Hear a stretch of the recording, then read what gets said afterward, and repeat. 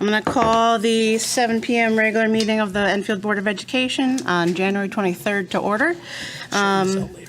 Peter Janitis, you have moment of silence and pledge of allegiance.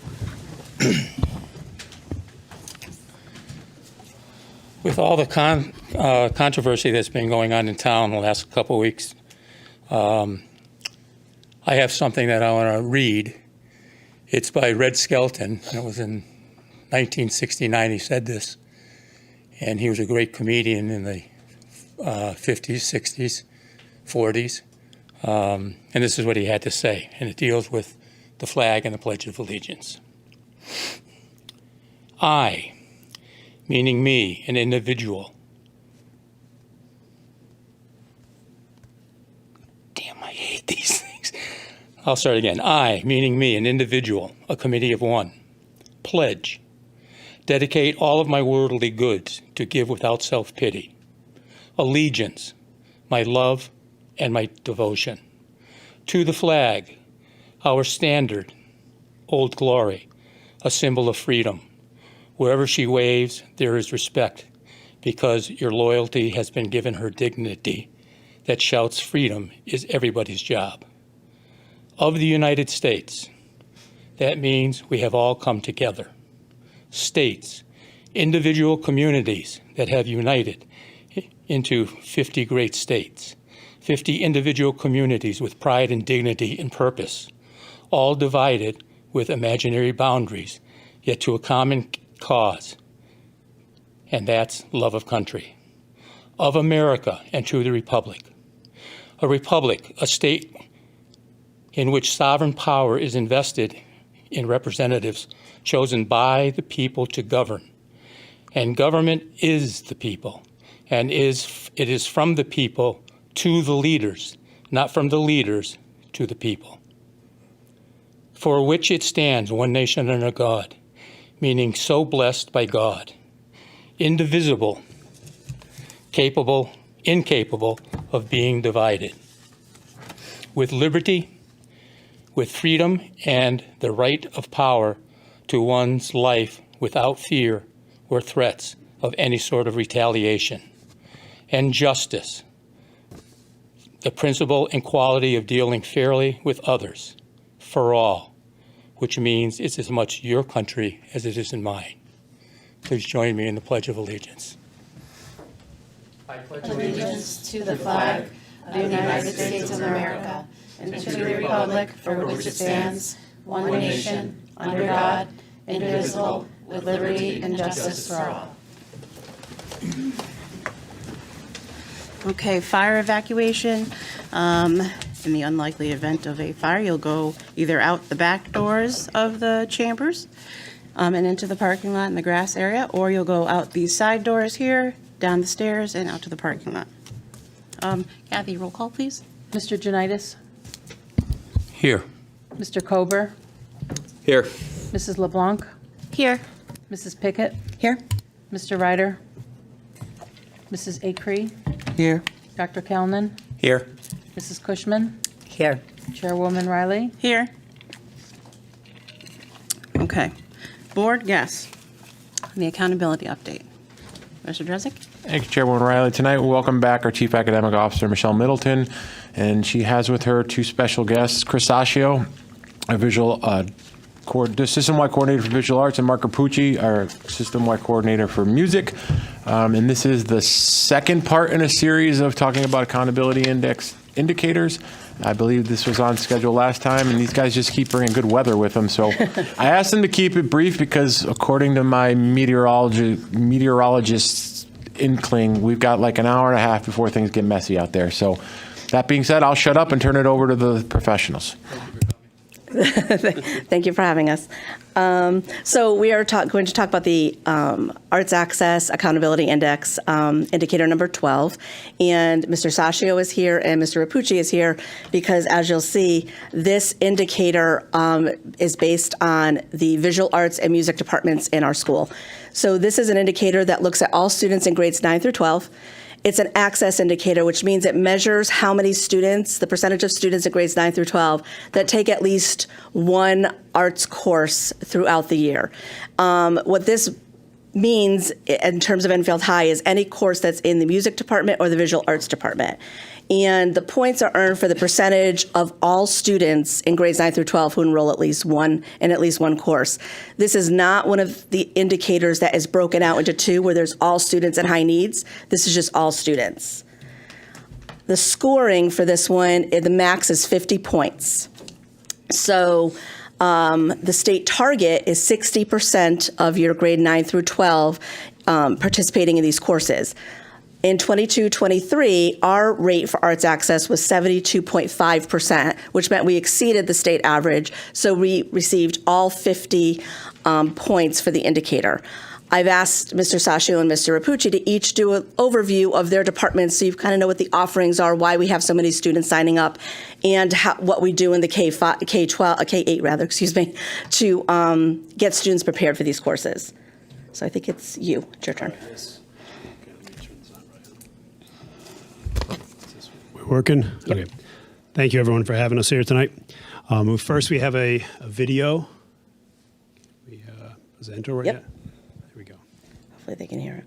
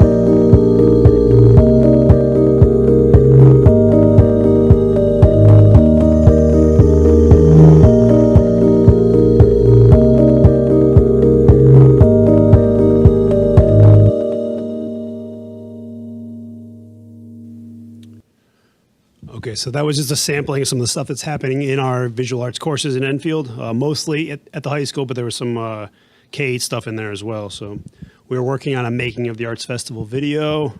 Figured you guys could get a little preview of it tonight. Okay, so at the high school, we offer 19 individual visual arts courses. Our courses are media specific. They offer a range of media like ceramics, drawing, painting, sculpture, digital art, printmaking, all sorts of different types of materials and processes are used in our courses. We have 16 foundational, secondary, and advanced CCP courses, 2 honors level courses, 1 AP course, and in total each year we offer 75 sections of art courses, which allows quite a number of students to access the arts every year. All of our courses foster creative and critical thinking, hands-on problem solving, and personal expression, and really being in the classes all the time, I get to see the students love being there, so they really enjoy being there. This year, we are proud to offer a new course. It's called Honors Art and Community. This will be the first year we're running it. We hope to run it each year. The mission of the course is to highlight the transformative power of art and allow EHS students to positively impact their community through collaborative art projects. This image here was a collaboration at Hazardville Memorial where we brought EHS seniors over there, worked with the students, and they created a mural which is now installed at the elementary school over there. And then this image here is a final exam project where the students in a course at EHS worked with Enfield Produce to redesign their signage. So these kind of two big events inspired us to create the Honors Art and Community course, so that we could get student artists out in the community, making art, impacting, and making it accessible for the residents too of the town. So we're pretty proud of that. Looking forward to a good inaugural year with the course. So just to talk about a little bit about our pre-K-8 programs. So courses or units of study at the pre-K-8 level basically become courses at the high school. So students will get exposure to ceramics, printmaking, drawing, painting as units of study at the pre-K-8 levels. So it'd be approximately 3 weeks spent on each area. Those units of study become courses at the high school where they can spend, much longer, a semester long, studying much deeper into those specific media. So as far as our students exhibiting their work, we have a variety of ways for students to exhibit the work. Currently, we have Abby Pareda. She's a senior at EHS. She has a solo exhibit at the Pearl Street Library. If you have the chance, please go check it out. It's beautiful work. Our honors portfolio prep class recently transformed the EHS main lobby into an art gallery space where they're displaying abstract cardboard sculptures. The teachers are consistently curating and rotating EHS display cases with student work. Each year we submit work to the Scholastic Art Awards, and we're going to have live art making performances at our Program of Studies night on January 31st and at our annual Arts Festival. I'm just going to take this opportunity real quick to plug the Arts Festival. So it's the 58th annual Arts Festival this year. It's Friday, April 19th, 7 to 9 p.m., Saturday, April 20th, 12 to 3. It's made possible through an almost 60-year partnership with the Women's Club of Enfield. We're very proud of that. We really foster that partnership. And the theme of this year's festival is play. So we'll be displaying hundreds of original works from EHS students along with pre-K-8 students at the festival. We're also going to feature collaborations with the music department, the culinary departments, and the STEAM departments, along with the Enfield community. All right, I don't know if that was fast enough with the impending weather, but Who's got his own? no, we get it. There you go. Good evening. Check, 1, 2. Good evening. The Enfield High School Music Department offers 18 total elective offerings for students taught by 4 full-time staff members. The courses are split into 2 categories: classroom, general music, and choral and instrumental ensembles. The classroom general music courses offered to grades 9 through 12. Go back. There you go. Yeah. Are semester-based and open to all students. There are 8 course offerings for students in this category. I like to think of their breakdown as hands-on piano class and guitar class, foundations in music and history of American popular music as brains on, music technology and digital audio production, computers on, and drama and musical theater as expression on. The main choral and instrumental ensemble offerings include 4 full-year elective course offerings in 9 through 12 in conjunction with 4 teacher approval honors level ensemble courses in grades 10 through 12. The ensemble offerings are chorus. You keep hitting it. Go ahead. Keep and wait for it till you're ready. Go ahead.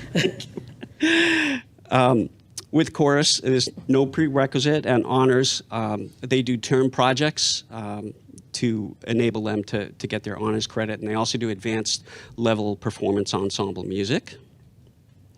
The concert band marching band, you can see one of our students at the Wreaths Across America playing taps. Of course, all the football games and competitive programs that they have throughout the year. Yeah, you didn't touch it that time. Maybe that might be time. I'll talk faster. We have jazz ensemble, multiple sections of jazz ensemble, and the honors marching, concert band, and jazz ensemble courses open to grades 10, 11, and 12.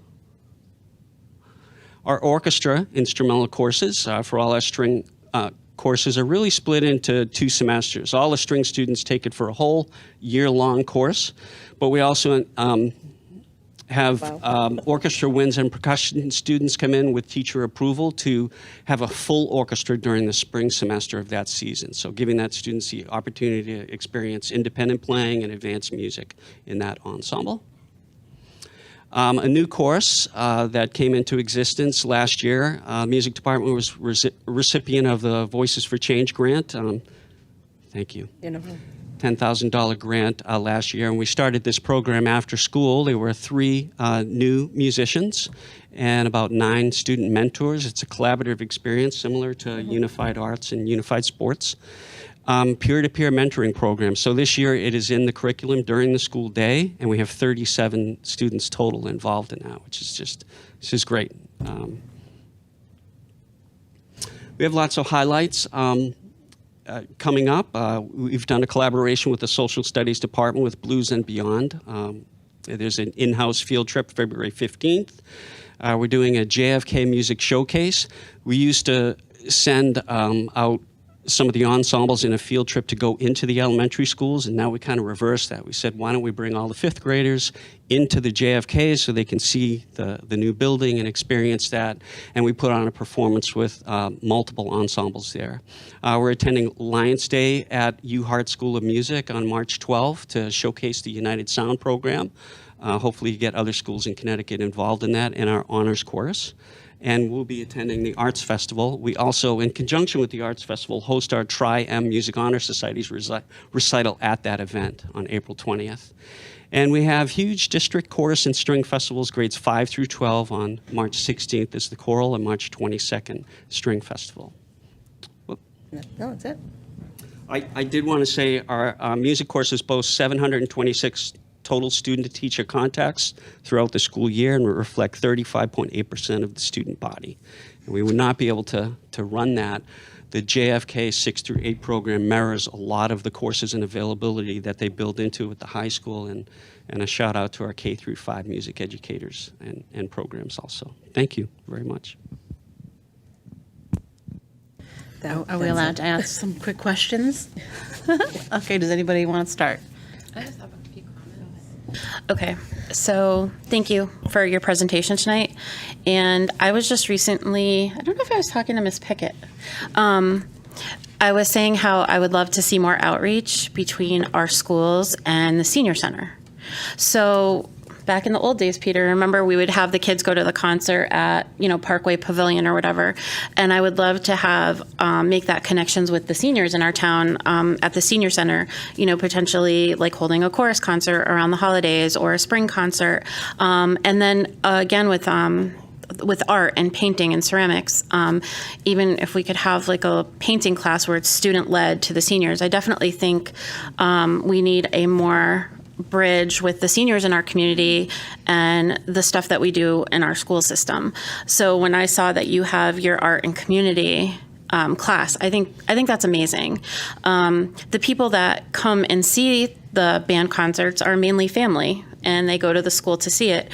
But I would love to see us out more in the community. I think having those connections with the students and the seniors would be valuable. I was even thinking technology-wise. Students are great with their iPads and technologies, and sometimes we need, the students can teach the seniors, and I think that's a great way for our students to, Peter. Having our students become the teachers would empower them and help make us connections within our community. So I was thinking that, and then you guys showed up here tonight. So it's kind of like a bridge. So I don't know where we go from here. I don't know what I have to say through the chair to the superintendent to you.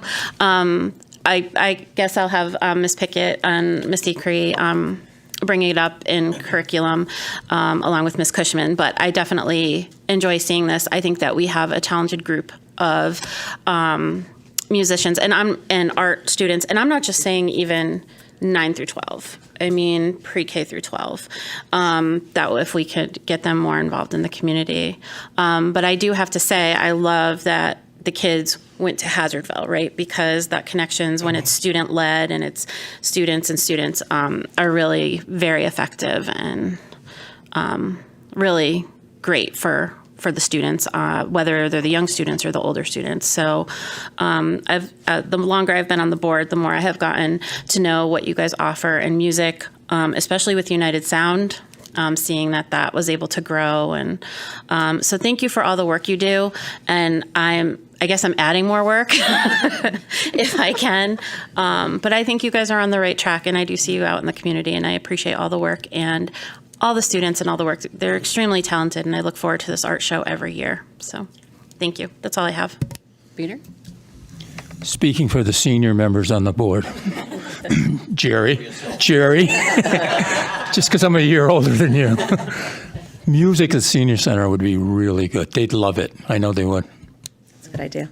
Ms. Pickett? Right there. So I am proud of this work of Enfield. I think in curriculum I have kept asking, and I said I think in the last meeting, like, oh, we should be talking more about our program of studies and the courses we offer. And a lot of these have come up recently in curriculum. So thank you for your comprehensive and accessible course offerings. I think that was presented well here tonight. So the video also captured what I experienced as a parent. The art show is a favorite for my family.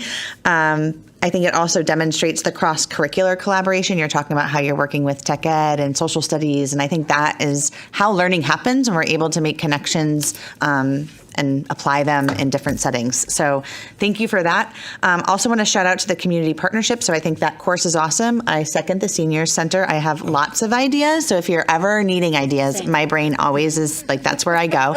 But I want to shout out to Enfield Produce and Deli. I'm going to shout out them again later because I think they are an area business that really does a lot of community partnership and is invested, and I really appreciate that. I also think about some connections with our Enfield Cultural Arts group. I'm missing Josh up here, and I think, you know, some of those ideas and percolations might also be ways that we could strengthen this. Keep up the great work. I think we should be proud of this indicator. I know sometimes it can feel doom and gloom, but this is great work. Yes. Thank you. Dr. Callen? Thank you for this presentation. It was really great and inspiring. I too love the Spring Arts Festival. I think it's a wonderful opportunity to bring the musical capabilities and the artistic capabilities of our students together. And I'm particularly proud of it because my wife is in the Women's Club. She's been president on the club for quite a while, had been for quite a while, and was involved very intimately in the Arts Festival. The one concern that I had last year was the challenges that you had with the sound system. That a lot of people really wanted to hear the students perform and to sing, and it just didn't come through. And I was wondering what the problem was there, and have you attempted to correct that problem? We didn't have an adequate system to deliver what we were trying to do that evening, and we do have plans to fix that. Okay, great. Yeah. Okay. Ms. Acree?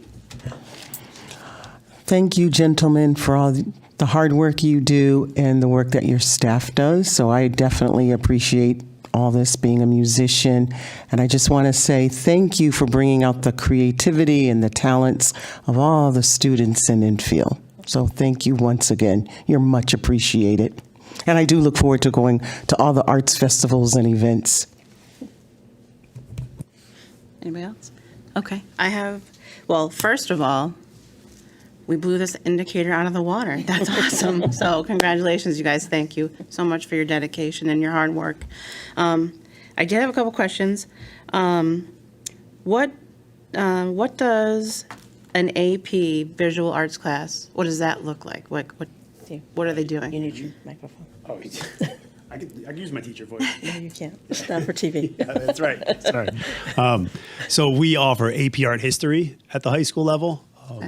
We opted to offer that course in lieu of studio art, AP Studio Art, because we have so many other studio offerings, and we didn't have really an academic AP course in the arts. So Gotcha. Cool.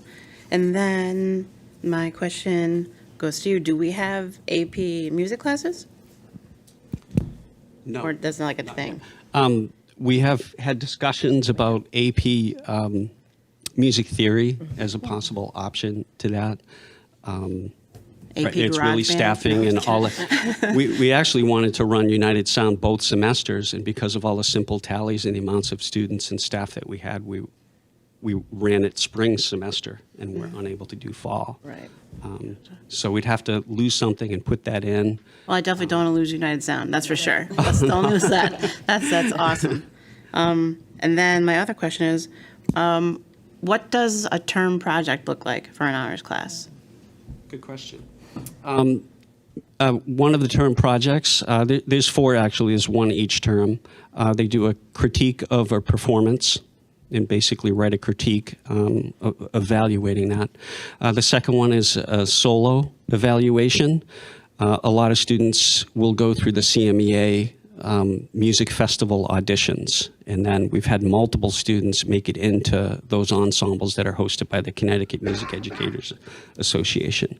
The third term is a research project, up to 8 pages that they delve into, a specific item that's approved that they are interested in.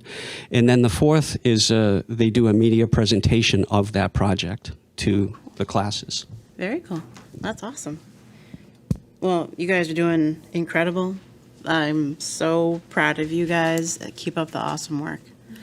Anybody else? We're good? Well, thank you for coming tonight, and get home safe. Could I say one quick Yeah, thing? go for it. Mark and I discussed wanting to acknowledge all the hard work that the teachers and staff of the art and music department do to make this possible. Without them, there would not be nearly the amount of arts access that our students have. So thank you, teachers. Yes, thank you very much. That's awesome. Thank you. Okay, so number 7, superintendent's report. Mr. Drezek. Thank you, Chairwoman Riley. We'll start with our student reps. So Jimmy or Izzy, who wants to go first? Jimmy's going first.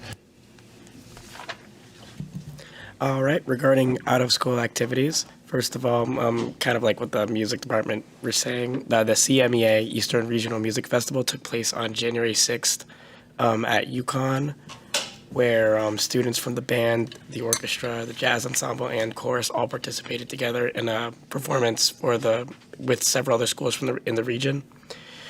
Additionally, on February 1st and 2nd, the Save a Life tour will be coming to our school, where they'll be showing and helping to teach juniors how to be more safe driving and stay safe on the roads.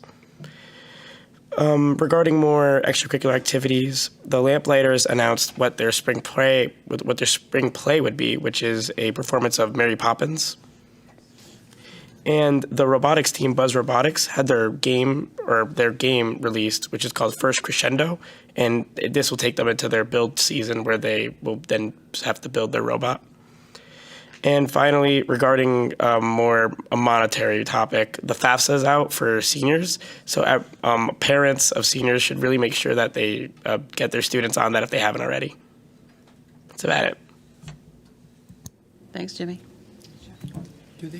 Good evening.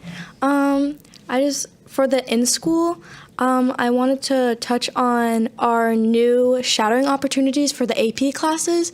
If you guys didn't know, students are now able to shadow other students and look in AP classes to see if they want to do it, to try and increase more kids joining these classes. Midterms are now officially over.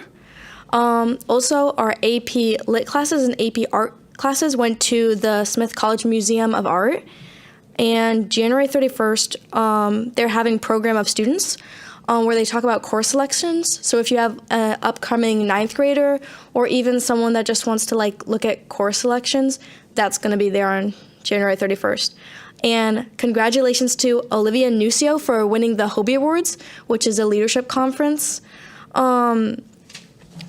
have a winner for the door decorating competition, which is Miss Jessie's door, and it was so beautiful. Also, to touch on what our guest said before, we do have a lot of art classes trying to make the mission of beautifying our school. We are having a lot of sculptures and a lot of art throughout the school now, including my ceramics, which is up there.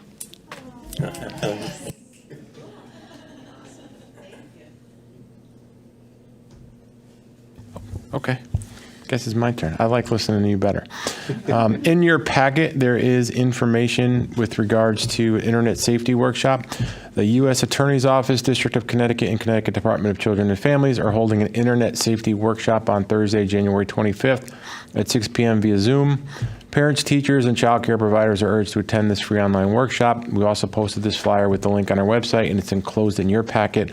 But in addition to that, Dr. Wiley had asked me to share with the board that on February 6th, all parent and caregiver social media internet safety presentation at JFK will take place from 6:30 to 7:30 p.m. Connecticut State Trooper First Class Officer James White, who is the Connecticut State DARE Coordinator, will be giving the presentations. We'll put more information about that out on our website and on our social media platforms. In addition, we are be holding our grade 5 social media and internet safety presentations. Assemblies are currently being planned for the week of February 26th through March 1st. This will be only in the 5th grade, but Dr. Wiley asked if I would share that with the board as well. So a reminder, all MPO public schools will dismiss early with lunch tomorrow on Wednesday, January 24th, in order for our staff to attend afternoon professional learning events. I don't know. I know you're going to ask. I don't know if there's a delay tomorrow. I don't know if there's school tomorrow. I'm sitting in here too. I don't know what's happening. But in the event there is a delay, then obviously the afternoon activities will be adjusted by that. But you'll get notification. I'll be happy to let you all know at 4 o'clock in the morning when I have to make that decision. And lastly, the last item on the superintendent's report, in front of all the board members, I asked Mr. Culver to pass out. I know 3 of the board members had this as we were walking in. Per board policy, I'm required to submit a recommended school calendar in the month of January for the upcoming school year. So in front of you this evening is a first draft or iteration of a proposed calendar. I'm required to notify our administrators and teachers union that I'm recommending the calendar allow them for input. But the calendar that is currently sitting in front of you is the only way that I could possibly provide a calendar that would be essentially legal under board policy 6111. So if you recall, over the last several years, we'd always start school after Labor Day, but that was because of some of our collective bargaining agreements. Those collective bargaining agreements have changed, which permits school to start prior to Labor Day. Unfortunately, the board's policy didn't keep up with the labor agreements that were recently altered.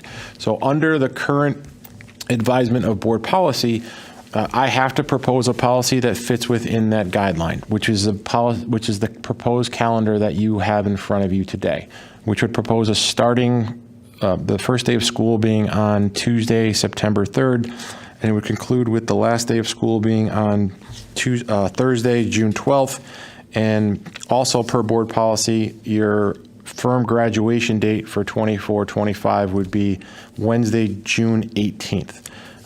Understanding that any adjustments to that calendar would require the board's policy to shift. I think there might be some action this evening to discuss that, and I'd be more than happy to bring at a future meeting some other iterations of that calendar. There's just 2 quick things I want to note that in the proposed calendar you have in front that are adjustments that I made to get to this point per your policy.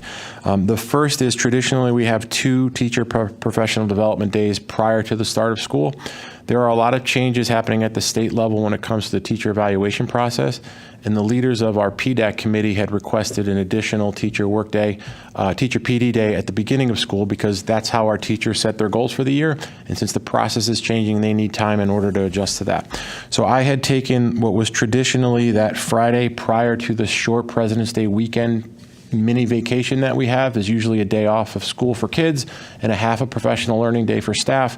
I had transferred that half PD day in the calendar in front of you to what would be August 27th. So our staff would return August 27th and our students would return September 3rd. That February 14th, which is the Friday prior to President's Day weekend, would be an early release day for everyone with no professional learning in the afternoon. The only other adjustment that I wanted to make, it's a cycle. Almost every 6 or 7 years or so, you get a weird calendar where things don't always line up depending upon when Thanksgiving is, when Labor Day falls. In your policy, it's 6111 dictates when you'd have to start school. If Labor Day is on September 1, 2, or 3, or 4, school shall begin the Tuesday following Labor Day. So right now, this was done under the guidance of that policy. The other thing I just want to bring to everyone's attention, because this is usually the big one, and if you're listening at Riley's, pay attention. April break would be the week of April 14th.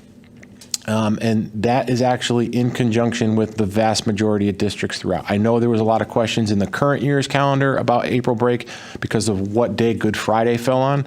This year, we kind of got back to normal where most people are going to be lined up for teachers who work here but live in other districts, and also other. I know there's a lot of, like I mentioned Riley's. I know they have a spring performance down in Florida. Everybody wants to be on the same thing. We should be aligned with most districts in the area, so that really doesn't need to be altered. So I have to present it. You don't have to take action on the actual calendar tonight. The way your policy is written, that you would have to take action at some point in February, but you also have the ability to waive that policy if the board should see fit later on this evening and give us a little more time to give you additional options before the policy is adopted. And that will conclude the superintendent's report. Yeah, hold it, we have a discussion. Thank you. Okay, so now we are at number 8, audiences. Okay, so during this period, any resident or taxpayer of Enfield, employee of the board, citizen with an interest in our school system may address the board on issues concerning the school. When addressing the board, the member of the audience will state their name and address and refrain from making personal attacks on individuals. And I will give everybody 4 minutes. So Danielle Gerard, you are up first.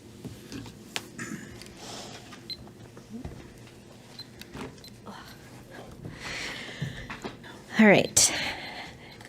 Danielle Gerard, 18 Edgewood Drive. I am the Vice President of PFLAG Enfield. If you don't know what PFLAG is, we are an organization uniting parents, families, and allies with people who are in the LGBTQ plus community. We have created a great support group for everyone and have had multiple events to help show our love and support for the LGBTQ plus community and our allies. Last night, we organized a very peaceful and loving rally. This rally was focused on love, joy, and celebration of sorts. We were so grateful to everyone that came and spoke last night. We want to personally thank those of the Board of Ed members that also showed their support. Those that did not attend but support us, we thank you and we appreciate you. I know that some of our residents fear how the new flag policy will affect our schools, but I have hope. Hope that this Board of Ed will realize that removing the rainbow flag and the safe space signs in our schools will not just hurt one group of children, it will hurt so many. The safe space signs show that those kids that they are not alone and that someone is there for them. Thank you all again for all that you do. Thanks. Thank you, Danielle. Okay, Brittany King, you are up next.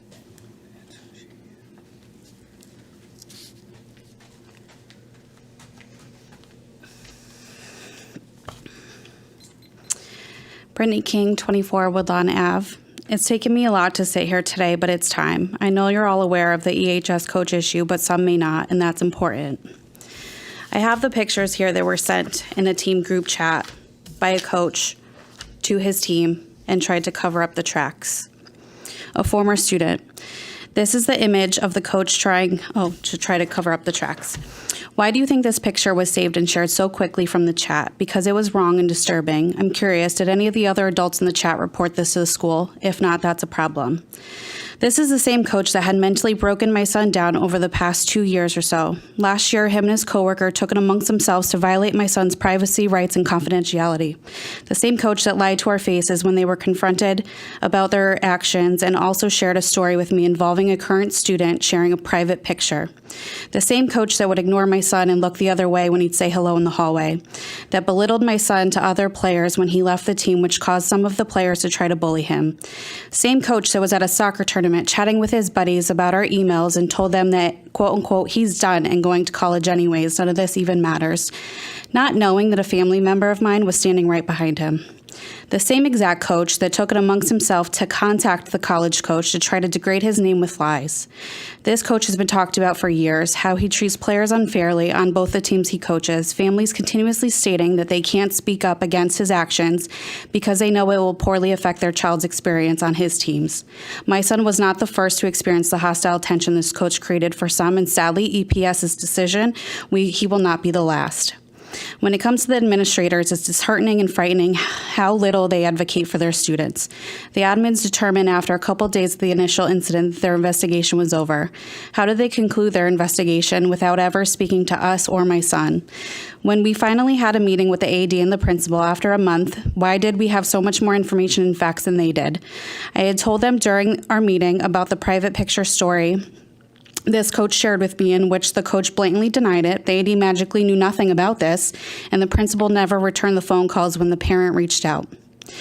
Now, Mr. Drezek, your last email to us was incredibly unprofessional and hypocritical, to say the very least, which I could go on forever about.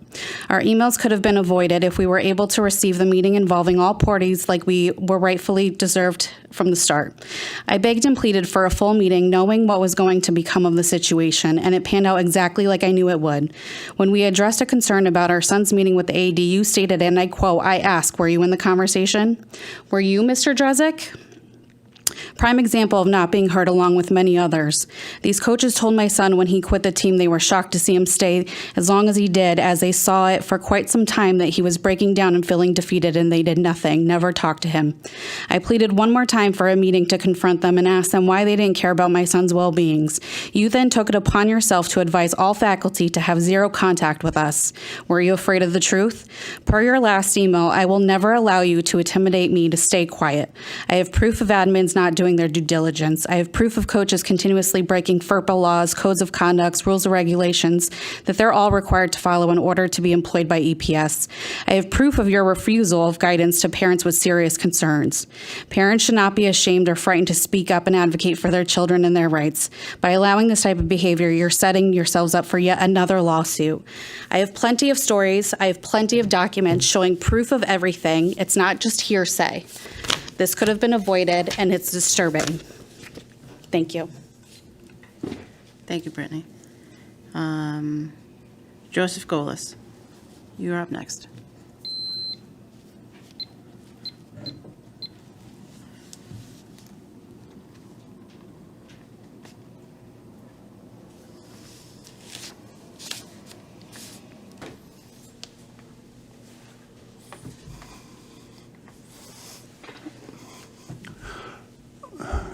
Joseph Golis Jr., 31 Stardust Drive, in the town of Enfield. District number 1, Ken Nelson. I went over the Alliance District when they instituted in 2014. I started my teaching career, it was my second career in 1994. And I was an integral part of the CAP program, which I worked during the summer. And so I'm very aware of the testing requirements in not only Enfield, but a lot of school districts, Bridgeport, Westport, Greenwich, Woodbridge, New Haven, Hartford, Glastonbury, Farmington. And the CAP, we designed that test. And science teachers. By the way, I was a science, chemistry, AP chemistry, physics, environmental science, anatomy and physiology, forensic science. We designed that test to be almost as good as the regions. The problem is the Alliance District was instituted because the cities needed a floor where they wouldn't fall below their performance, which was pathetic. And so in 2014, we have the Alliance District. The new testing is not as aggressive and is not as rigorous as the CAP test. From a science point of view, and from technology, which was my previous career, I will offer any guidance or assistance, Charlotte, that you may want for free. free is always for free with the limited time I have. And that also goes to the administration. I finished the CAP program as a teacher leader and a teacher mentor. And so I think I know, I don't know how many times we have to perform. Is it 5 years for our assessment, or is it 1 year? What the level of success is and so forth. The recent legislature last spring simply reworked the financial considerations, which are the least effective in terms of us pursuing excellent science and technology education. In closing, I would say this. I grew up in Skiddyco, named after Chief Skiddyco, who was the chief of the Scandic Indians. It's the only town in the world named Skiddyco. And I'm very proud of Enfield. And the reason we have such an excellent, or we did, science was myself, people older than me, people younger than me, put those men on the moon. And we did it without a smart board. We did it without calculators. I mean, with computer. Well, actually, we didn't have the TI calculators. We did it with a slide rule. We did it with chalk, and we did it with a chalkboard. And so it can be done. My closing comment is that with the war in Russia and Ukraine, I found out from some members of I'm thinking Hamilton Standard, but it's not Sunstrand, it's, Your time is up. Aerospace, Collins Aerospace, that the spacesuits, which were being jointly designed with Russia before the war, we are now having to bring back that technology. And it's right here in Enfield and Windsor and so forth. Thank you, Joseph. Your time's up, sorry. Thank you very much. Thank you very much. Last, Kelly Hemler. Oh, sorry, I totally skipped that. Maureen Griffin, my bad. It's been a week, let me tell you. It's been a week. Tuesday. And it's only Tuesday. It's been a long month this week, I'm telling you. Maureen Griffin, 98 Abbey Road. I got a few different things got to make up for last week. First, Ms. Pickett, when she spoke of the accident that happened outside of the high school and concerns she raised, I'd like to speak a little bit about that. I don't understand something. We have inexperienced drivers, the mass of inexperienced drivers flying out of there or flying in trying to get there in time or get to work. We're funneling all this through either Enfield Street or down around the densely populated neighborhood with not only densely populated, but the population is very high in young children. And then we have another entrance that's blocked off. Why? It doesn't make sense. Supposedly it's accessible for emergency. If there's an actual emergency going on, we really want to wait for them to unlock the stinking gate and open it? Makes no sense.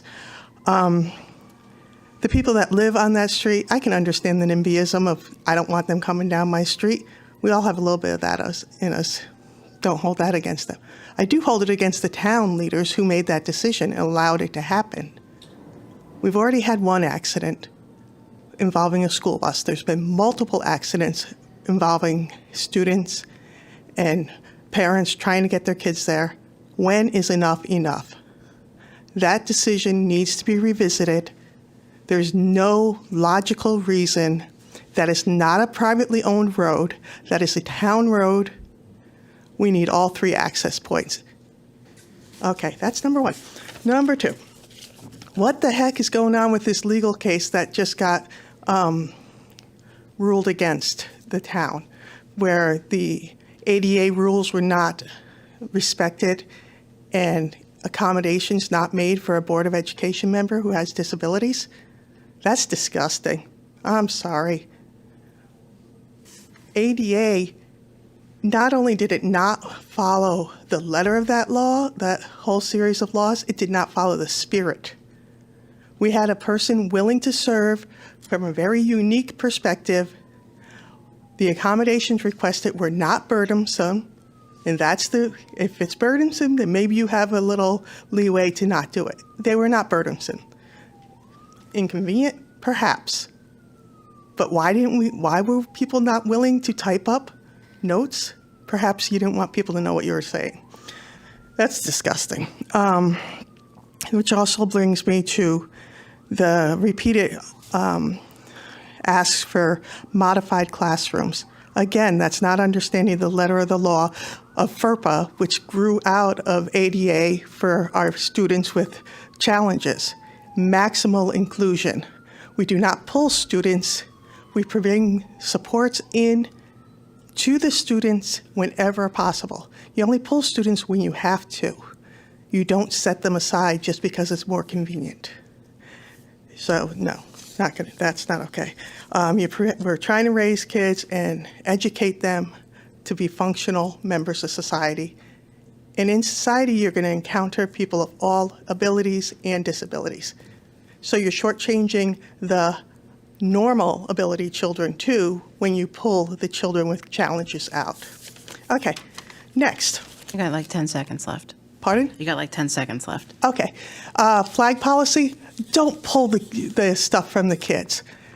What those things, they're not exclusionary, having signs in the rooms or the little tags, whatever they are. It's not exclusionary. All it's saying is the kids who see themselves identified by those things, that they are valued and seen for the fullness of who they are, not in spite of some aspect of their being. Thank you. Maureen.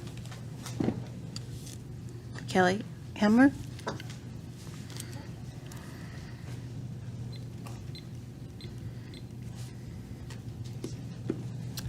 Kelly Hemmler, 10 Hartford Avenue. You guys don't have an easy job. I just want y'all to know you're doing a great job. And I really appreciate and like the educational portion of the Board of Ed where you're explaining the accountability and the process. So keep up the good work. That's it. Just wanted to Thanks, Kelly. make it light. Thank you. Okay. All right, so that's all that is on the list. Okay, so we're going to go to board member comments. Okay. This is the last time I'm going to switch it up, so we're going to do raising hands like they do on the council. So who would like to go first? Well, somebody's got to go first. Oh, okay. Ms. Pickett, go for it. Sure. Thank you. So first, I want to just address a little bit of an elephant in the room. If you're not physically here, you possibly don't see how the room is configured. So I would like to just put a question to you, Madam Chair, if we could find out kind of the purpose of the room configuration. I'm concerned about accessibility and room capacity and ensuring that our audience can meaningfully participate. So without like a middle row, like if this room is actually packed, people could not get up here. I didn't even see the middle row. Yeah. So just wondering about that. Thank you. The next is I'm going to piggyback on Mr. Joseph's comments. With Black History Month coming up, I'll add that 3 Black women were a major component of putting men on the moon. So thank you for adding your facts. And I'll add that piece. Possibly something, again, I'm sorry, Charlotte, I'm going to be asking a lot, but this might go to curriculum committee. If we can have some conversation about the kindergarten entrance. I know we've had conversations, but where are we with the change in the kindergarten entrance age? What are we going to do about possibly students who might not be 5 by September 1? How we're going to address that. Same thing with our K-3 reading. So since before I was a Board of Ed member, I have shared concerns about our foundational reading curriculum and instruction. There has been legislation that's been passed, the right to read. There's lots of upcoming webinars and events around that. I encourage folks to look at the State Department's website. I would like some update on our efforts on this. I know we've talked about in curriculum some pilot work and some feedback that staffs were going to do, but I know that's also going to impact potentially the budget. I do know that there was a grant that went along with the right to read, but I think having some discussions about our reading curriculum and budgetary needs is really important. I'm going to continue to ask for updates on the public safety or the joint security. I'm not sure which meeting that was. Councilor Mangini mentioned concerns. Ms. Griffin, you just highlighted some of the concerns. Really wondering what can be immediately done to support better traffic and what our long-term solutions are. So I'll wait for community updates on that one. I know budget season is coming, and I'm also aware there is a freeze that's having some impacts on our classrooms and supplies, things like tissues.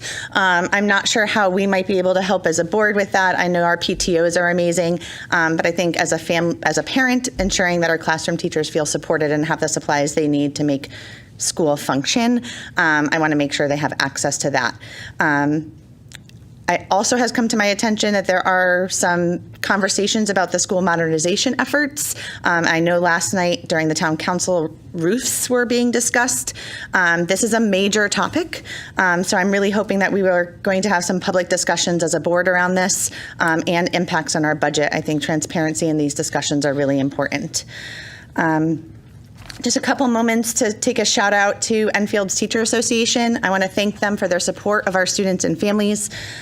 Recently, they also engaged in a collection for Enfield Safe Harbor. So thank you to the Community Relations Committee and the ETA members and staff for your continued support of not only the learning growth of our community, but also our community's wellness. It doesn't go unnoticed. I would like to add that I'm saddened by the town council majority who changed their audience participation rules to no longer include community residents and employees with a vested interest. I hope that isn't a change that we're considering here.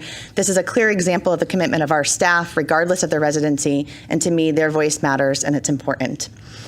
Enfield Street School, progress reports were sent out for all students. Half day tomorrow. Mr. Drezek, you mentioned that if there is a delay that would impact the afternoon, would that mean that there would be, they would go in and there would no longer be a half day afternoon? There would be no professional development in the afternoon. Thank you. There's also a special persons dance coming up on the 10th for Enfield Street. Please make sure that you complete the form for the school. I also had a family reach out. It doesn't have to be a dad or a male figure. It's a special person. Any special person is welcome and invited. And Parkman, again, this was my shout out to Enfield Produce and Deli. We are having a fundraiser with them on Thursday. Please consider community members going out and purchasing some yummy lunch or some produce. And thank you, Enfield Produce and Deli, for your continued partnership. That's it. Thank you, Mrs. Pickett. Who would like to go next? Mr. Kober. Thank you, Madam Chair. I'll be real brief. Due to the weather and everything, I'm thrilled to see a calendar where school starts after Labor Day, and I hope we stick with that. That's all I have. Thank you, Mr. Kober. Anybody want to go next? All right, Dr. Kellman. Phil, I'm going to be even briefer, so I'm going to beat you. Kite did not meet, and neither did Stowe Early Learning Head Start since our last meeting, so I have nothing to report from them, and I have no additional comments. Thank you, Dr. Kellman. Ms. Acree? From the desk of Andrew Dupere, principal at Prudence Crandall. He says thank you to the Connecticut Water for the donation of the water filling station that has been installed in the 4th grade hallway at the school. It is used for the refilling the children's water bottles throughout the day. The 3rd grade students had visitors from the Nawashi Village today. They discussed how Native people live during the different time periods, examined a day in the life of Native American men, women, and children, and how stories are used to pass knowledge in this culture and teach morals. I'd like to interject I did have the pleasure of attending this presentation this morning. It was quite informative. The students explored how the Native Americans in this area lived during the Paleo, Archaic, and Woodland periods. There were hands-on activities for the students, of course. For example, feeling animal pelts and other artifacts, passing around tools that were used for hunting and fishing, learning about companion planting, called the Three Sisters in that culture. The children learned how to use a corn pounder and playing the Native American games such as hook and stick and lacrosse. So it was a great learning experience there this morning. Crandall is hosting their annual literacy and numeracy winter pajama party tomorrow night at 6 o'clock. Some of the events will include fireplace reading, math activities, delicious hot chocolate, their book swap. It says we look forward to seeing all families there. If there is a cancellation, the snow date would be next Tuesday, January 30th. If you are looking to clear out some gently used shoes, we are collecting shoes to help raise money for Field Day. They will be accepting the shoes until March 7th. Currently, we have collected over 400 pairs. And the Crandall Winter Chorus and Music Concert will be held this Thursday at Enfield High School starting at 6:30. Our musicians have been preparing and practicing with our very talented team of musicians and their teachers, Mr. Spalding, Miss Clark, and Miss Stoddard. Please come and listen to some wonderful music and songs. Thank you. Thank you, Ms. Acree. Mrs. LeBlanc? Just a few things. When I was talking about going ahead and making that bridge with the seniors, I know Jimmy's here, and Jimmy's involved with Buzz, and then Izzy has her artwork. I think that you guys would be great to make those connections. But I was, even beyond the arts, I was thinking about, could Buzz go in and do a demonstration to the senior center? Even Lego League, when we had the Lego League kids here, that would be amazing too. We have so many great things in the district that we could make connections to that community, to the seniors. So I wanted to mention that. Even some art displays to keep up. Would be great. I also had it down to congratulate Olivia Nucio on the Hobie Award. That is quite an award, and I can't wait to hear about her experience. Scott asked me to mention this news because he could not join us tonight due to a work trip.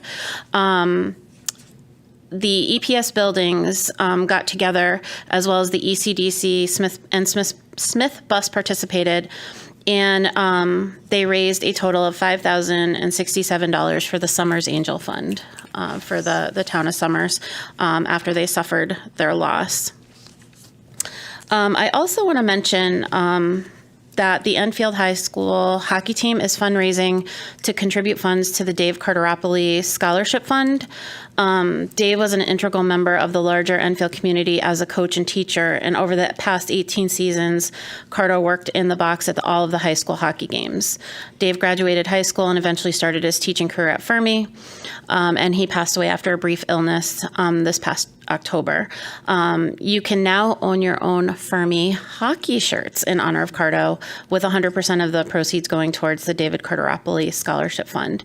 And you can get in touch with the, I'll have Scott Ryder put it on EnfieldPTO.com. And it's called All for Carto Fundraiser. The shirts are $20 each, short and long sleeve. People are really excited to be able to get a Fermi jersey again. So if you graduated from Fermi, here's your chance. And you're also supporting Carto. We also lost another member of our school community. Ben Alex passed away. He was a decorated wrestling coach for for Enrico Fermi.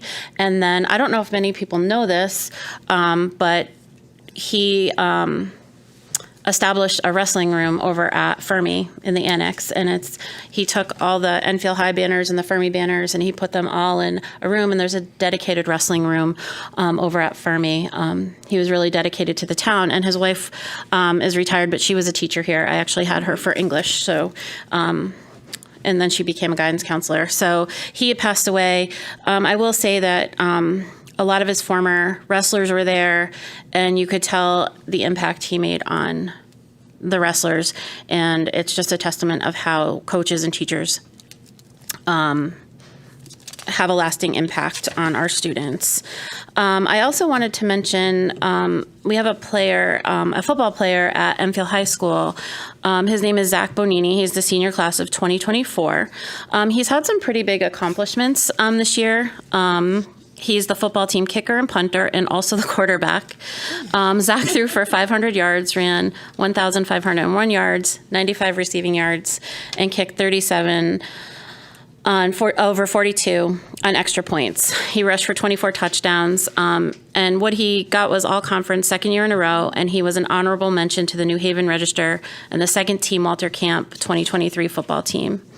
He also runs indoor track, and he qualified for the 55 and the 4x200 relay, and he is currently part of the team that set the record for the 4x200. He is currently ranked as a 4-star kicker, and in week 4, he was Conference Player of the Week. What's important to know about this, and the reason why I wanted to say this, is he traveled to many camps, and he had sponsors to go to these camps. And for every extra point Zach kicked, his sponsor would give $5 to Alex's Lemonade Stand. And Zach raised $1,400, which will help fund 2 days of childhood cancer research. And I have a copy, and it says, Zachary, thank you so much for all that you did. The money that you raised will help fund over 2 days of childhood cancer research. That is incredible.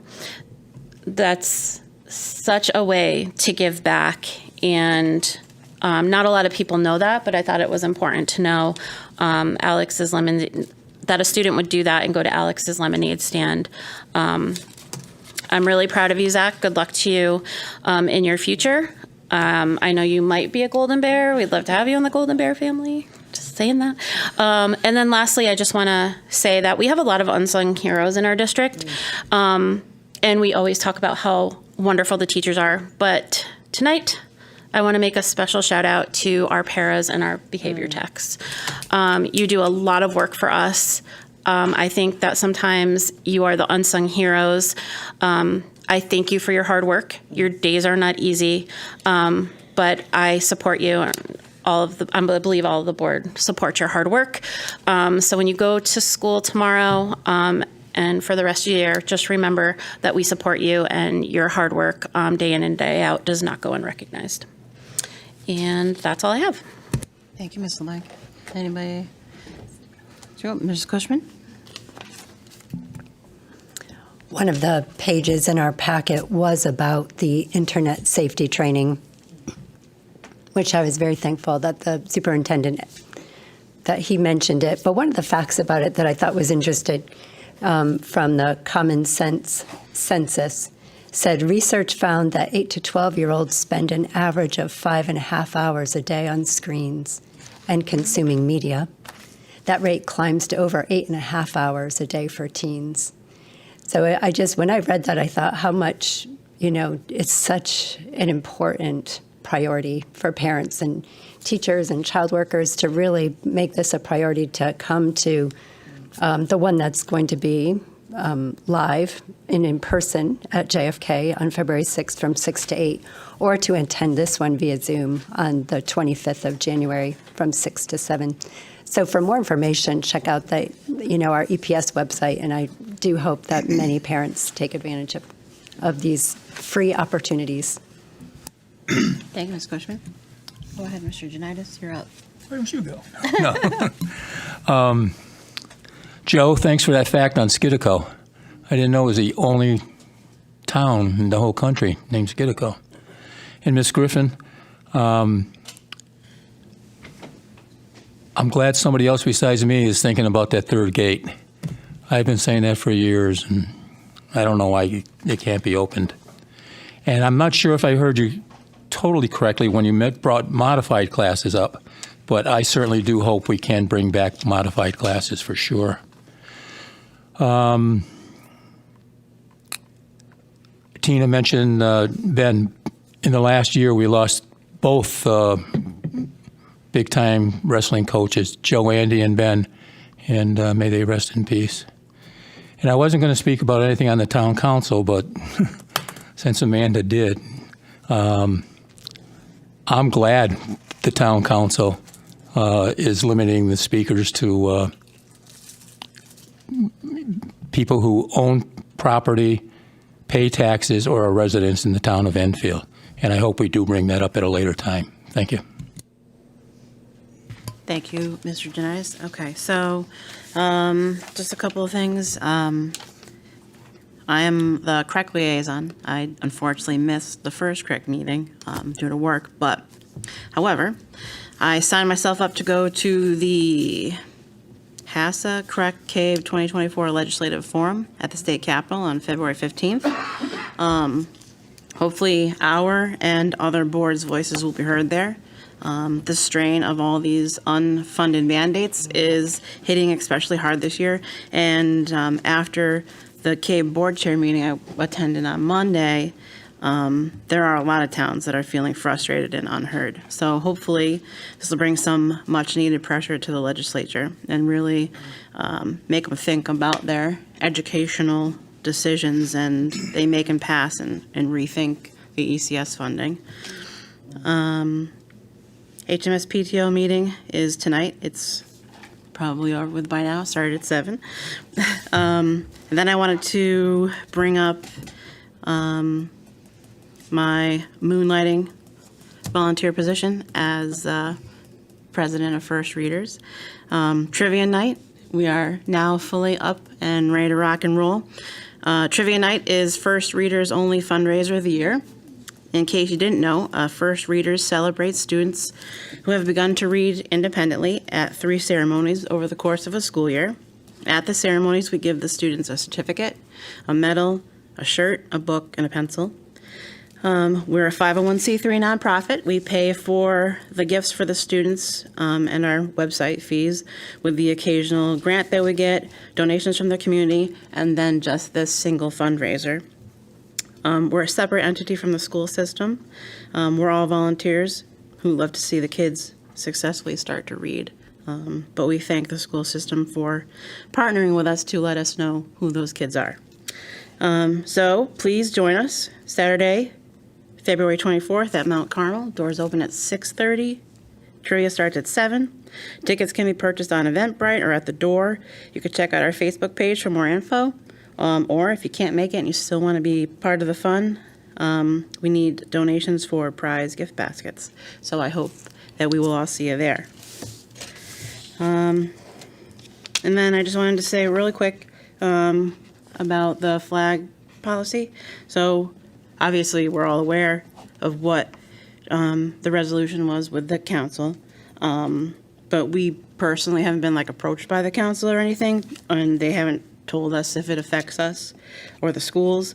There isn't a direction mentioned in that specifically for the schools in that resolution. So Mr. Drezek is addressing the issue, and that may include legal counsel if needed. But right now, there isn't anything further to share at this time. All right, so moving on. Number 10, unfinished business. Policy revisions and proposed new policy second readings. All right, Janet, we've got up first is 6146, right? Graduation requirements.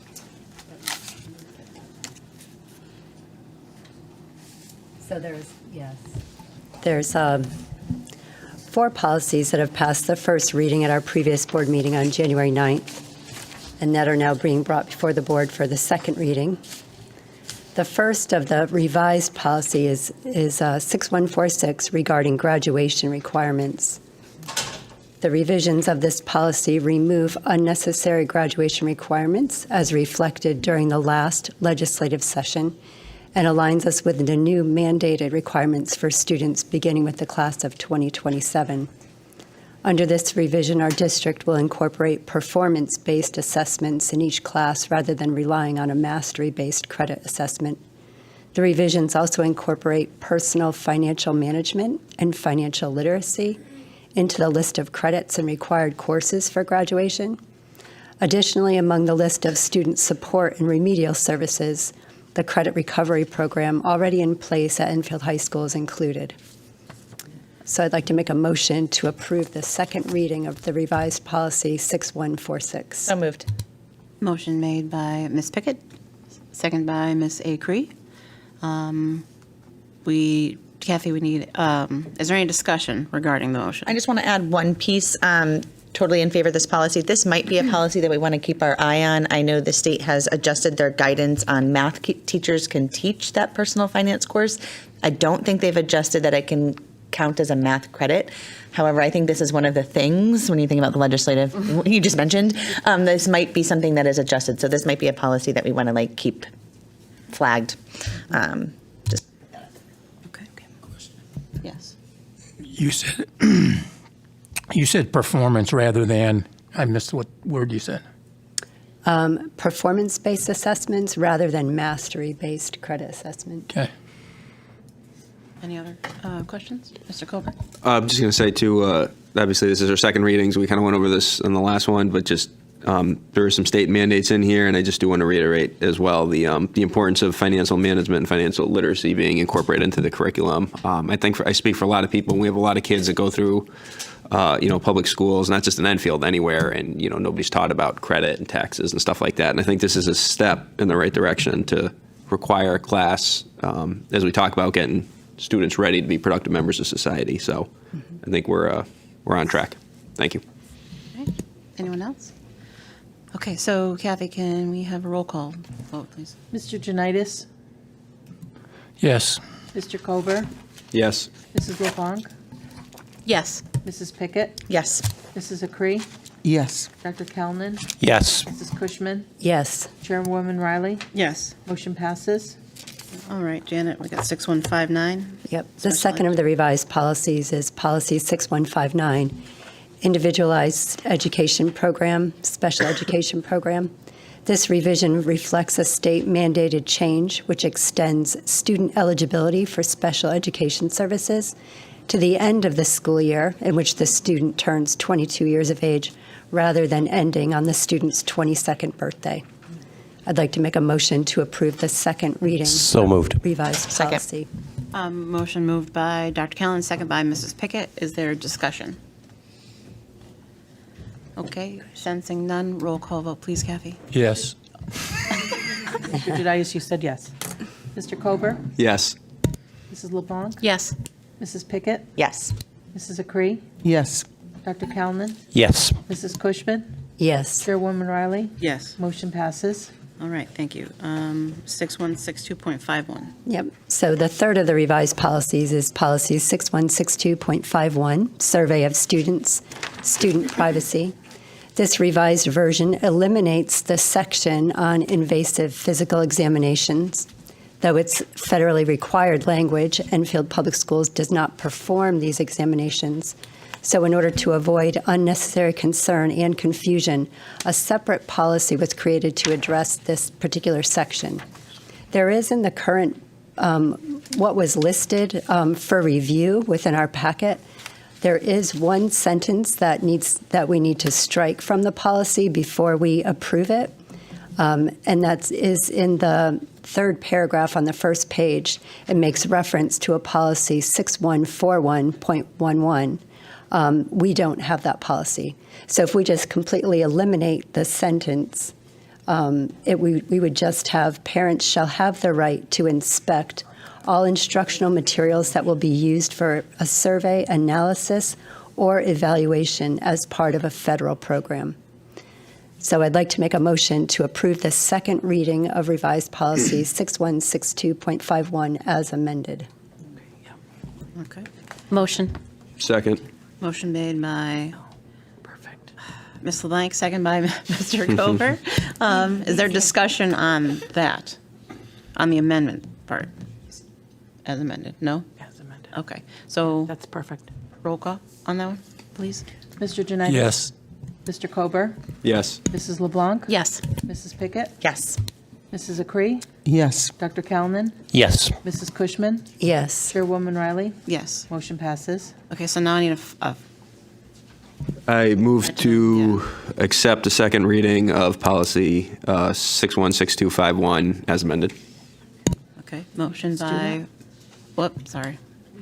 We just did that. Oh, Oh, she okay. made the amendment, yeah. You have to do it twice, okay. Okay. The motion, the original motion, you're good. Okay, perfect. Put your hat back on. Fabulous. Okay. All right. Way to go, Janet. All right. So, yeah, last one. Yeah. Here's a quick one. So the final one is a new policy, 6162.52, Survey of Students Physical Examination, is a new policy created to satisfy the federal requirement to have a policy that addresses this topic. But as a reminder, we don't perform invasive physical examinations. So I'd like to make a motion to approve the second reading of this new policy, 6162.52. So moved. Second. Motion by Ms. Pickett, second by Ms. LeBlanc. Is there any discussion on this one? Yes. Go ahead, Mr. What Jones. exactly are we saying then? So this is Doing away with that? Well, no, but because initially it was part of the student survey, it was causing a lot of alarm and concern because it looked like we performed this, but we don't. Okay. It's required federally because there are districts in the country that are required to actually do this. Gotcha. But we just have it on the books, but it's not, as a separate policy, it's not going to be included in our student handbooks. Okay.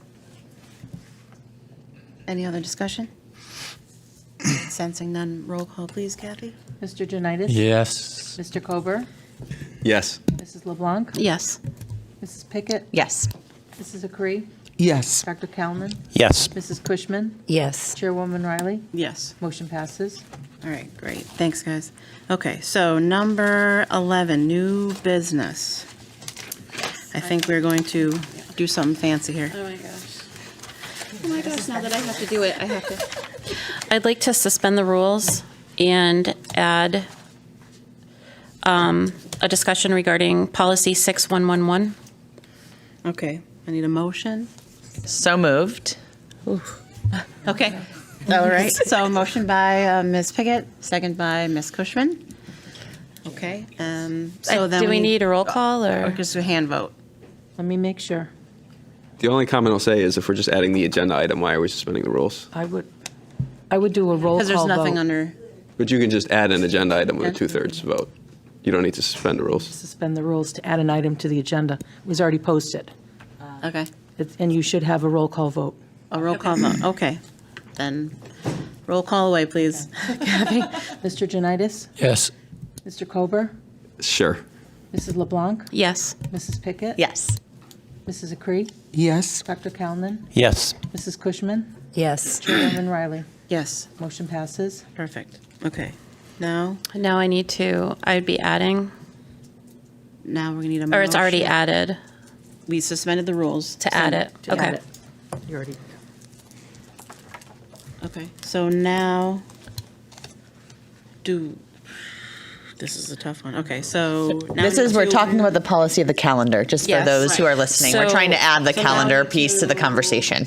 So we need to make I'm assuming we need to make a motion to suspend, To waive. to waive policy 6111. So I need a motion for that, and then we can have discussion about it. Motion. So, second. Motion by Ms. Lang, second by Ms. Pickett. Okay, now you can have a Okay, discussion. so now we're going to have a discussion about 6111. Mr. Dresnick, do you want to interject here? Sure. Or Andy? Either or. So currently, the policy that you've just suspended the rules and added a motion on 6111 is regarding school calendars. Your policy states that I will recommend to the board in January a proposed calendar for them that you have to adopt in the month of February. The policy was updated in 2021. There's reference to the correct regional calendar that has recommendations, which doesn't really exist at the present time. It also has some saying bearing any contractual conflicts, which we used to have, about when you can start school. It also dictates as to when the board is able to set the firm graduation date, which is limited at the 185th day. But if you're looking at alternate calendars, you waive that policy. You're not necessarily bound to 185th. You have the option of designating it as 184, 186, whatever the board see fit. But by waiving that entire policy, That allows me the opportunity to give you alternate calendars to consider before you take action on. Also, waiving the policy in its current form takes away the timeline to which you have to adopt the calendar, which is currently stated as February.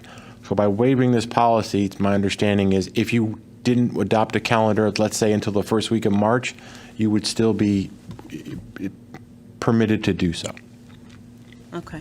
Does anybody have any questions, want to discuss? Okay, Ms. Pickett? Sorry, the calendar is one of my favorite board responsibilities. So a couple wonders that I have, and looking at this first draft, I think I'm in favor of waiving the policy, because this is a funky calendar year of where holidays and stuff fall. My wonder is, how many PD days contractually do we have? And can we be flexible on how those are scheduled? You know, there's lots of half days scheduled for like early release for PDs. And I know Mr. Kober had mentioned some of those. I don't know what the right answer is, if a full day off is easier than multiple half days for childcare and families. But I think this is an opportunity to look at. I know there was a survey to families around conferences and parent engagement. I know you said you're getting some feedback from staff. I was just wondering about our flexibility in scheduling of those. Days are contractual.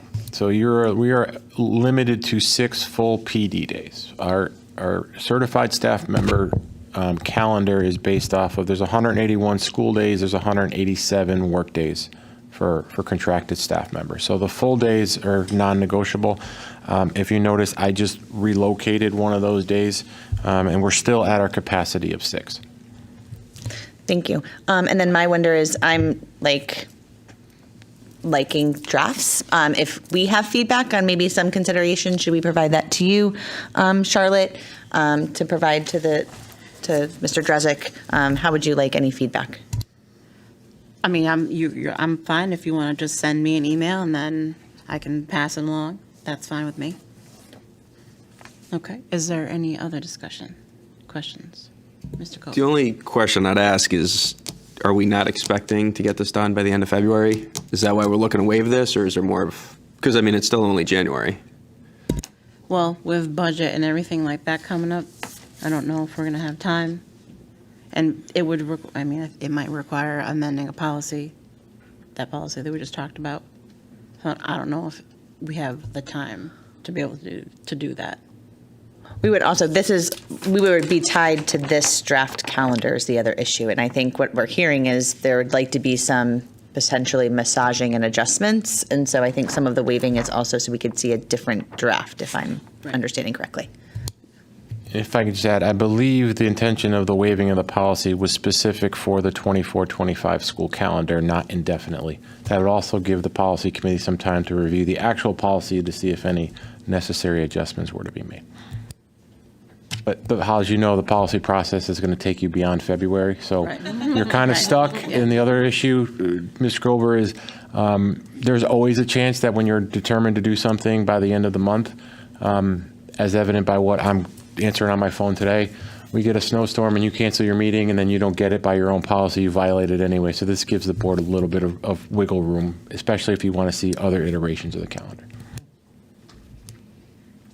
All right. You good, Mr. Kober? Yeah. Okay. All right. Any other discussion? Okay. All right. Sensing none, roll call vote. Kathy, please. And we're voting to waive policy 611. Mr. Janitis? Yes. Mr. Kober? No. Mrs. LeBlanc? Yes. Mrs. Pickett? Yes. Mrs. Acree? Yes. Dr. Kalman? Yes. Mrs. Cushman? Yes. Chairwoman Riley? Yes. Motion passes. All right. Thank you. Okay. Board committee reports. Curriculum committee is up first. We will meet Thursday, January 25th. Okay. Finance budget committee. So finance budget, we met on, we had a special meeting in just last week. There will be some items under agenda item 14 that I'll be reading in, and nothing further to report. Okay. Policy committee. Our last policy meeting last week was canceled due to weather, so we've rescheduled a special meeting for February 8th at 5:30. Great. Okay, Leadership Committee, we just met before this meeting, and it is in the works they're trying to get a date together for a joint Board of Ed and Town Council leadership meeting, hopefully next week, since budget's coming out. All right, Pre-K-5 School Modernization Committee. I had a question about this, if we can now remove this from our agenda since the last meeting was last Thursday of that committee. We'll just strike it right out, okay. All right, Joint Facilities Committee. Can I just ask you, Madam Chair, is there a way that we can get an update on the plan? Maybe that could be becoming part of the joint leadership kind of meeting, but what is the next step and plan of that work? Since my last recollection of we left it is there was a recommendation to build a referendum committee. Right, so the end of that committee basically handed it off to the council, and now it's their duty to make a pre-ref committee or whatever it is that they want to do with that recommendation. Yep. So I believe that their recommendation was, if I remember correctly, on Thursday night, their recommendation was 3 new schools, correct? Yes. Yeah, we're in I see, new and shaking more, of heads, yeah. yep, okay. All right, Joint Facilities Committee, we also met last Thursday. We talked about the Alcorn roof replacement. Right now, we're applying with the state to hopefully go out to bid in March and start work in June on that roof. We did discuss, and you may have seen it last night at the town council meeting, we discussed the police roof, the parking roof, and others on the list, and to see how those play out with possible other referendums, because we're behind on the original schedule that we had intended to go forth when the referendum passed. And obviously, there are some issues with some of those roofs. So we're trying to coordinate to see what we can do next and what's feasible. And then we got some not awesome news. Hazardsville Memorial and Whitney roofs, they're done, so there's nothing bad about that part, but it was denied by the state for some reimbursement. CSG's responded to the state, and hopefully we'll have an answer by the end of this week, maybe, from the state on getting that reimbursement. Apparently this happened before, and CSG was able to remedy that situation. So this week we're not having a joint facilities meeting because we're waiting on hearing from the state. So that is that one. Okay. JFK Building Committee. I got an email from Randy Daigle. They want to come and present, so I told them that we would work on some sort of date that they could come to us. I'm guessing would probably be after budget's over with. And then, wow, I'm doing all the talking. Joint Security Committee. I guess I go to a lot of meetings. All right, Joint Security, we met last Friday, and the next meeting is the 9th of February. And we will obviously have some discussions this evening related to school security and executive session.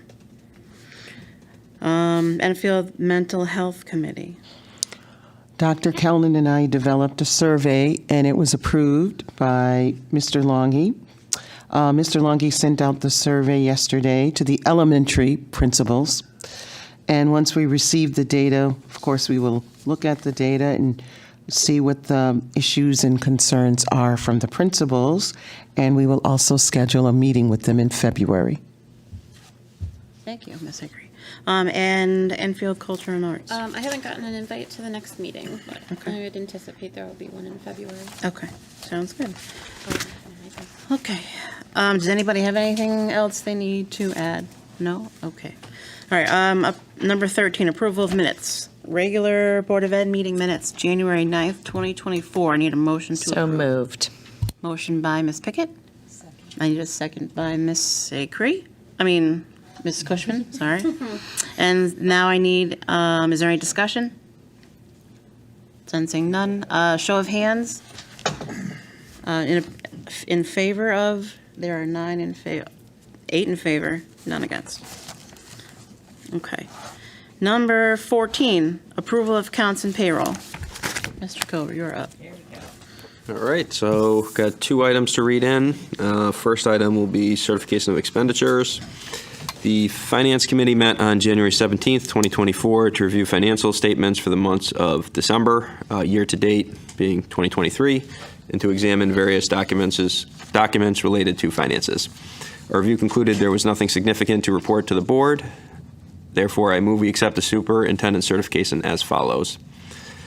Quote, I hereby certify that in the month of December, total expenditures amount to $7,754,712.38, broken down between payroll totaling $5,157,730.97, and other accounts totaling $2,596,981.41. All payments have been made in accordance with the approved budget and are properly accounted for within the books of accounts. Copies of approval for check invoices are properly documented, end quote. This was prepared by Lorena Cisneros, business manager. So moved. Yeah, it was the first, second.